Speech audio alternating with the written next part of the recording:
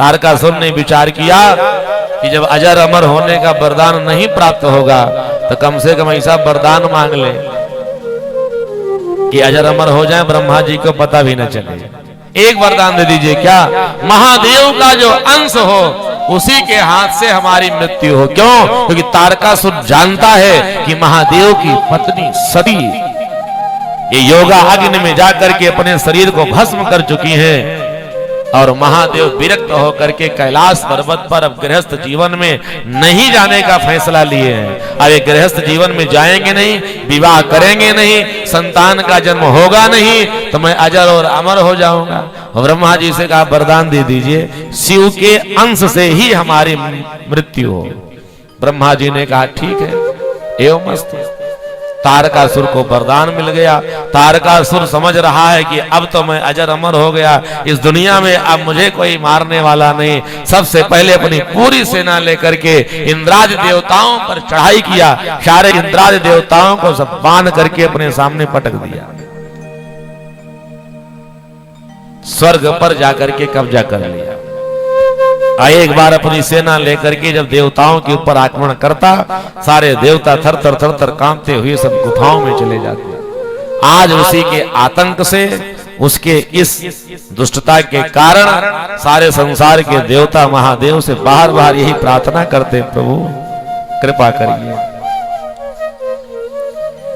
कृपा करिए। जैसे महादेव का विवाह संपन्न हो गया, कैलाश पर्वत पर महादेव आ गए हैं, तो जल्दी इनके यहाँ संतान का जन्म हो। सारे देवता प्रतीक्षा कर रहे हैं, लेकिन कैलाश पर्वत पर गौरी मैया के साथ निवास करते करते भोले बाबा को कई हजार वर्ष बीत गए और कहीं से एक भी संतान के जन्म की सूचना देवताओं को नहीं प्राप्त हुई। सारे देवता त्राहिमाम करते हुए ब्रह्मा जी के पास गए, ब्रह्मदेव कृपा करिए, क्या हुआ? इतने दिन से भोलेनाथ का विवाह पार्वती जी के साथ संपन्न हुआ, लेकिन उसके बाद भी पार्वती जी के यहाँ और भोलेनाथ के अंश से कोई संतान का जन्म नहीं हुआ। हम देवताओं के प्राण की रक्षा कैसे होगी? कुछ उपाय करिए। ब्रह्मा आदि देवता सब मिलकर के सब आज महादेव की स्तुति करते हुए सब विराजमान थे और महादेव देवताओं की इच्छा को पूर्ण करने के लिए अपने अंश से एक बालक को जन्म दे करके सारे देवताओं की रक्षा के लिए ही विचार कर रहे थे। इतने में सारे देवता सब जाकर के कैलाश पर्वत पर पहुंच करके त्राहिमाम त्राहिमाम त्राहिमाम महादेव की जय, महादेव की जय करने लगे। महादेव दौड़ पड़े। कौन ऐसी विपत्ति आ गई देवताओं के ऊपर? जैसे महादेव दौड़ते हुए आए, हाथ जोड़ करके भगवान नारायण ब्रह्मा आदि देवताओं ने प्रभु से कहा कि चिंता नास्ति जगद्धात्र शर्वभद्र भविष्यति शरणं वज्रदेवेश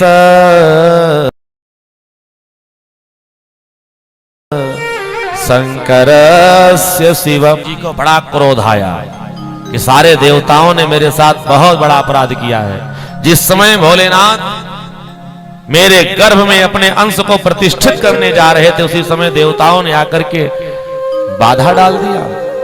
इन देवताओं को मैं श्राप दे देती हूं कि आज के तारीख से जब मेरे गर्भ से बालक का जन्म नहीं हो पाया, जितनी देवताओं की देवांगनाएं हैं, अब किसी भी देवांगनाओं के गर्भ से कोई बालक का जन्म ही नहीं होगा। ऐसा श्राप संसार के 33 कोटि देवताओं को मैया पार्वती ने दिया। इसीलिए आपने सुना होगा कि 33 कोटि देवी देवताओं की चर्चा तो होती है, लेकिन अगर इतने देवी देवता हैं, इनके यहाँ बालक का जन्म हो तो संख्या बढ़नी चाहिए कि नहीं, आप बताइए। लेकिन पार्वती जी का श्राप है, एक भी संख्या बढ़ेगी नहीं। याद रख लेना, कुछ स्थान ऐसे हैं जहां पर सज्जनों कभी जाकर के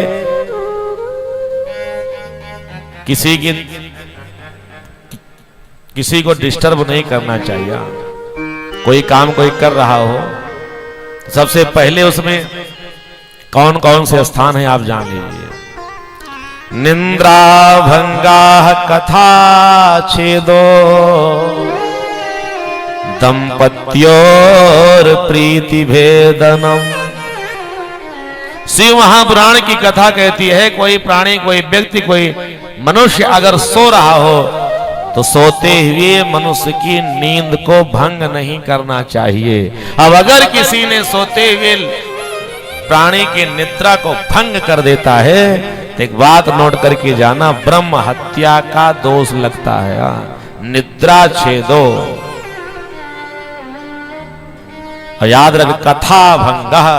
और भगवान की अमृतमय कथा हो रही हो तो कथा में कुछ लोग डिस्टर्ब करते हैं। हाँ, स्वयं सुनेंगे नहीं, बगल वालों को भी अरे सब बढ़िया है घर परिवार में कि नहीं। हाँ, सोचते हैं ना कथा में आए हैं तो कम से कम हालो चाल समाचार ले ले। और माताओं की तो ज्यादा आदत रहती है, परंतु यहाँ तो मुझे 7 दिन में नहीं बोलना पड़ा। 6वां दिन आज बीत रहा है कि आप लोग शांति व्यवस्था बनाए कथा सुनिए। सबकी एकाग्रता है, इसके लिए सभी उपस्थित श्रोताओं को बहुत बहुत मैं साधुवाद धन्यवाद देता हूँ। कितने एकाग्र चित्त और मन वाणी को एकाग्र करके आप लोग श्री महापुराण की पावन आनंदमय कथा का रसपान कर रहे हैं। इसके लिए हम आप सबके आभारी हैं कि आप सुनने के लिए इतने एकाग्र चित्त हैं। इसलिए बहुत बहुत आप सबको साधुवाद।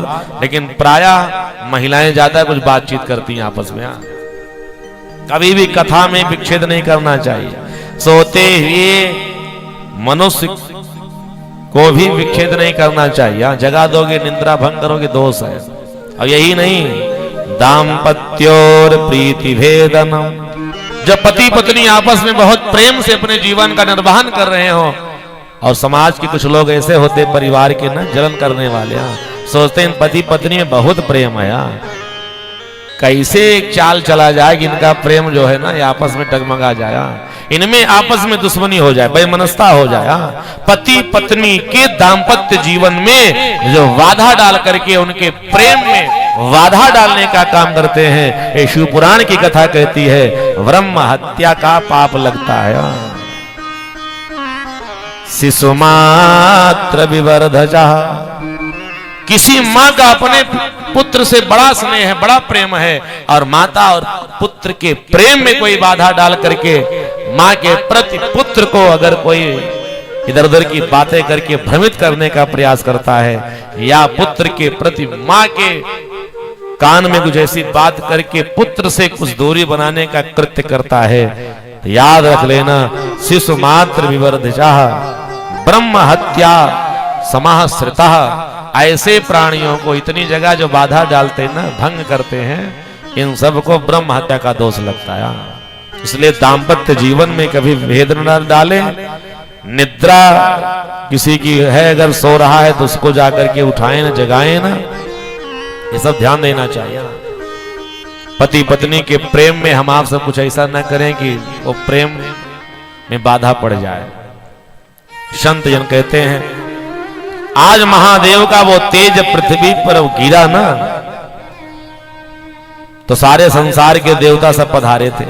ब्रह्मा आदि देवता आए थे, अग्निदेव आए थे, कामदेव आए थे, इंद्रादि देव आए थे, 10 दिक्पाल आदि सारे देवता पधारे। और उसी समय अग्नि देवता ने क्या किया, एक कबूतर का रूप बना करके शिव के तेज को जो पृथ्वी पर गिरा था ना, उसको ग्रहण कर लिया। और जैसे ग्रहण किया तो सूर्य जी के कहते ऋषियों, अग्नि देवता ये सारे संसार के देवताओं का मुख है। अग्नि के ही माध्यम से देवताओं को भोजन मिलता है। इसीलिए हम लोग ना अग्नि में स्वाहा स्वाहा करते हैं ना, गणेशाय नमः स्वाहा, रुद्राय नमः स्वाहा, हनुमते नमः स्वाहा। तो हवन सामग्री छोड़ते हैं कहाँ, अग्नि देवता में, पहुंच जाता है हनुमान जी के पेट में। वो सामग्री, वो भोज्य पदार्थ हम आप सब हवन करेंगे अग्नि के अंदर, और देवताओं का नाम लेकर के आहुति छोड़ेंगे। जिन देवताओं के नाम को लेते हैं वो आहुति उनके उदर में पहुंच जाती है, क्योंकि अग्नि के ही माध्यम से देवताओं के उदर की पूर्ति होती है। जैसे अग्नि देवता ने तेज को ग्रहण किया, वो थोड़ा थोड़ा तेज संसार के 33 करोड़ देवी देवताओं के उदर में आ गया। सारे देवताओं का उदर जलने लगा, त्राहिमाम त्राहिमाम त्राहिमाम सब करने लगे, प्रभु रक्षा करिए रक्षा करिए। भगवान विष्णु ने कहा आप लोग अपने मुख के द्वारा अपने उदर के तेज को भवन कर दीजिए, पलट दीजिए। सारे संसार के 33 करोड़ देवताओं ने उस तेज को वमन किया। एक बहुत बड़ा विशाल पर्वत का आकार लेकर के पर्वत तेज से जलने लगा। इधर अग्नि देवता के मुख के द्वारा जो उनके उदर में अंश है ना, उससे अग्नि देवता बड़े विचलित हुए, बड़े परेशान हुए। संत जन कहते हैं अग्नि देवता ने भगवान से प्रार्थना की, अब क्या किया जाए। कहा इस तेज को कोई योग्य सुंदर श्रेष्ठ अगर नारी है तो उनके पास पहुंचाया जाए, उनके उदर में स्थापित किया जाए। संत जन कहते उसी समय अग्नि देवता ने क्या किया, अब ढूंढने लगे कौन ऐसी योग्य सुंदर नारी है जिसके गर्भ में पहुंचाया जाए, तो जिसके कारण कुछ मुझे शांति मिले। संत जन कहते हैं अग्नि देवता वहां से नारियों की खोज में चले।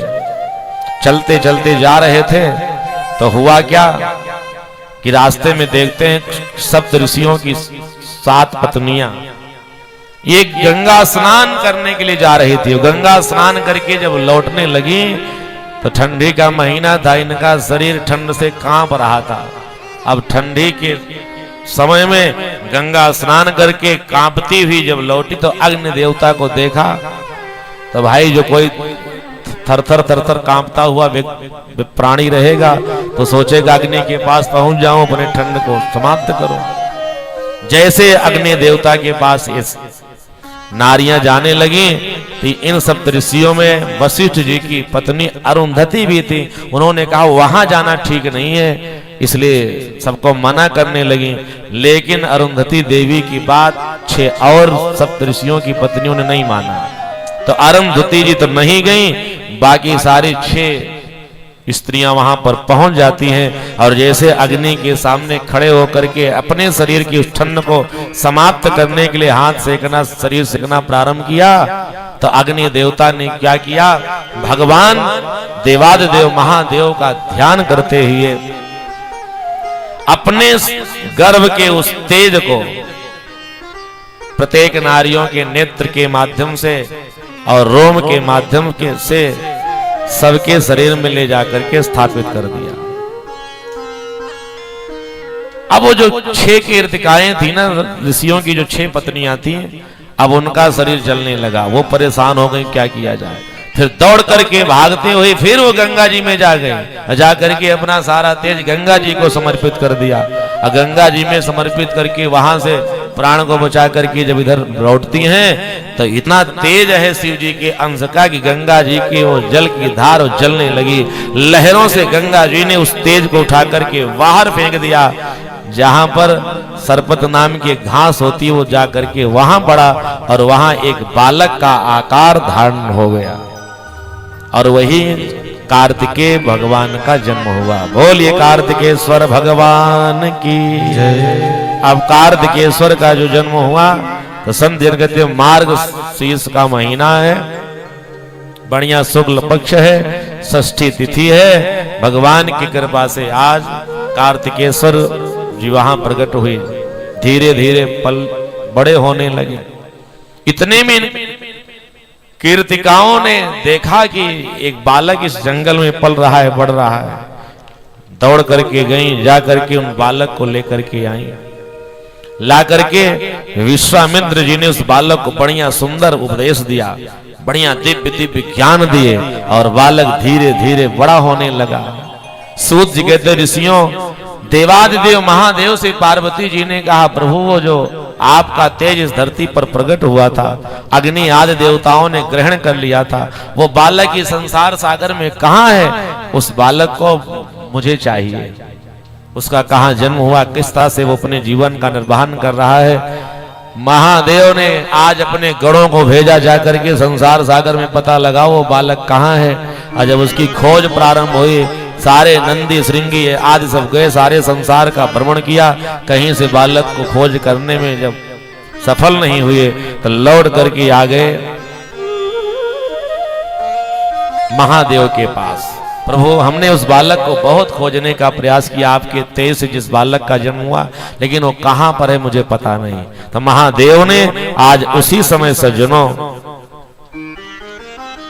सूर्य और चंद्रमा को आदेश दिया, हे सूर्य नारायण, इस संसार सागर में आपके तेज से तो पूरा त्रैलोक्य प्रकाशमान हो जाता है, तो संसार में चाहे जहां हमारा वो बालक पल बढ़ रहा हो आकर के पता बताओ। चंद्रमा को आदेश दिया, चंद्रदेव ढूंढने के लिए निकले, सूर्य नारायण ढूंढने के लिए निकले।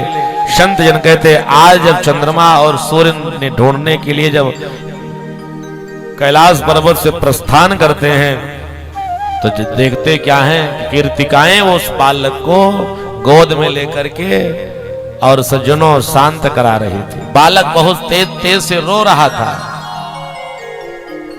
और बालक जब रोने लगा तो कीर्तिकाओं ने विचार किया कि इस बालक को कि रुदन को शांत करना, इसको अब स्तनपान कराना चाहिए।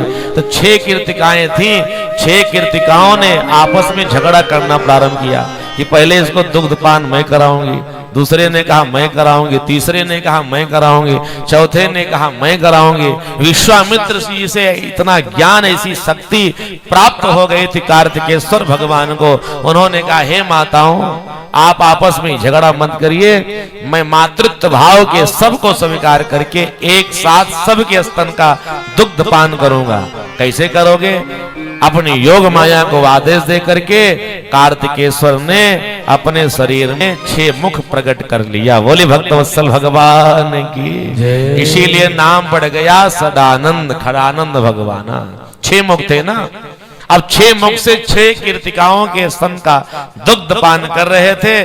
चंद्रमा और सूर्य ने इस दृश्य को देख करके दौड़ करके जा करके पार्वती जी को सूचना दिया। पार्वती ने कहा उस बालक को मुझे देखना है, उसका आलिंगन करना है, उसको अपना पुत्र मान करके मातृत्व सुख को प्राप्त करना है। संत जन कहते हैं तुरंत नंदीश्वर भगवान को आदेश दिया गया। नंदीश्वर जाकर के पार्वती की आज्ञा के अनुसार कार्तिकेय जी को वहां से लेकर के आए और ला करके भोलेनाथ के साथ पार्वती जी ने माता और पिता का रूप स्वयं मान करके कार्तिकेश्वर भगवान को पुत्रत्व का प्रेम दिया और धरती के लोग जानने लगे कि कार्तिकेश्वर के माता पिता भोलेनाथ और पार्वती हैं। बोले भक्तवत्सल भगवान की। और यही कार्तिकेश्वर जब बड़े हुए, आतंक बढ़ता रहा, तो तारकासुर नाम के दैत्य का वध करके अधर्म की स्थापना करके और भयभीत होने वाले देवताओं के प्राण की रक्षा किए। नमः पार्वती पतये हर हर महादेव।